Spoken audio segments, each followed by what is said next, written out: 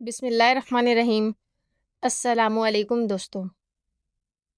مدینہ کی گلیاں گواہ ہیں اس دردناک لمحے کی جب نبی کریم صلی اللہ علیہ وآلہ وسلم کا وہ نواسا جسے وہ بارہا سینے سے لگاتے، جسے اپنے کندھوں پر سوار کرتے، جس کے متعلق فرماتے، یا اللہ میں حسن سے محبت کرتا ہوں، تو بھی اسے محبوب بنا، اسی امام حسن علیہ السلام کو 28 صفر 50 ذی الحج میں زہر دے کر شہید کر دیا گیا۔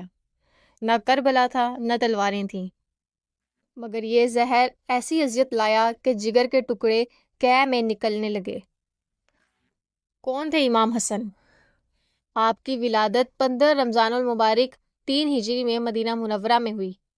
آپ کے والد امیر المومنین علی بن ابی طالب اور والدہ سیدہ فاطمۃ الزہرا خاتون جنت تھیں۔ آپ کی تربیت رسول اللہ صلی اللہ علیہ وسلم نے خود فرمائی۔ آپ کو سبط اکبر کہا جاتا ہے، یعنی نبی کا پہلا نواسا۔ رسول اللہ صلی اللہ علیہ وآلہ وسلم نے فرمایا، حسن اور حسین جنت کے جوانوں کے سردار ہیں۔ ابن ماجہ، ترمذی۔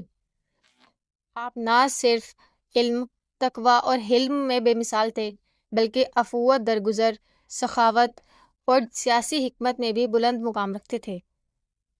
سیاسی منظرنامہ، خلافت، صلح اور سازش۔ امام علی کی شہادت کے بعد خلافت امام حسن کے پاس آئی۔ آپ کے سامنے 2 راستے تھے، نمبر 1 جنگ جاری رکھیں، نمبر 2 مسلمانوں کے خون کو بچائیں۔ امام حسن نے اسلام کی وحدت کو مقدم رکھتے ہوئے صلح کا فیصلہ کیا۔ آپ نے معاویہ سے یہ مشروط معاہدہ کیا کہ وہ قرآن و سنت کے مطابق حکومت کرے، وہ اپنی زندگی میں کسی کو ولی عہد نہ بنائے۔ امام حسن کے بعد خلافت واپس اہل بیت کو لوٹائی جائے، لیکن معاویہ نے تمام وعدے توڑ دیے۔ معاہدے کے چند سال بعد اس نے امام حسن کو شہید کرانے کی سازش کی تاکہ وہ اپنے بیٹے یزید کو ولی عہد بنائے اور موروثی بادشاہت کی بنیاد ڈالے۔ شہادت، زہر سے سلگتا جگر۔ جادہ بنت اشرت جو امام حسن کی بیوی تھیں، اسے معاویہ نے سونے، زمین اور یزید سے شادی کا لالچ دیا۔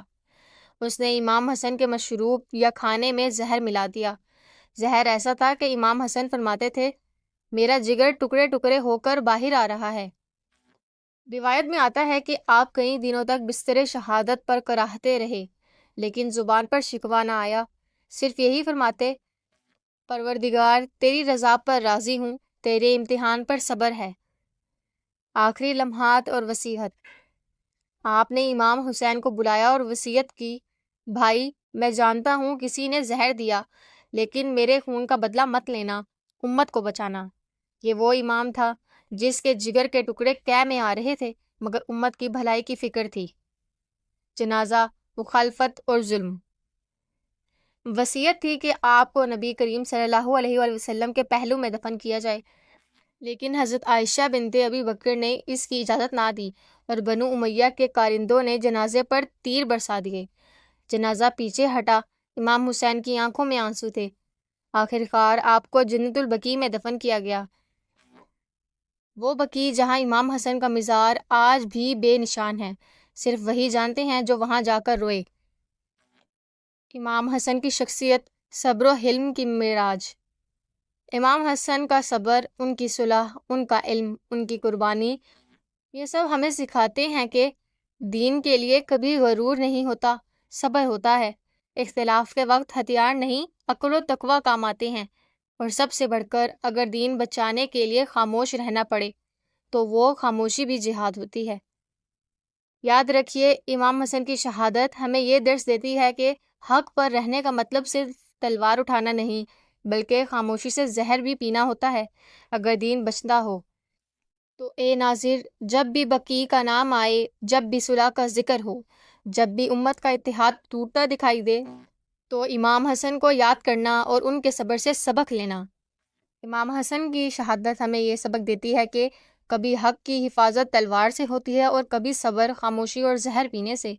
انہوں نے امت کو بچانے کے لیے اپنی خلافت چھوڑ دی، امن قائم کرنے کے لیے صلح کی، اور اپنے قاتل کو بھی معاف کر دیا، کیونکہ ان کے دل میں انتقام نہیں، صرف اللہ کی رضا تھی۔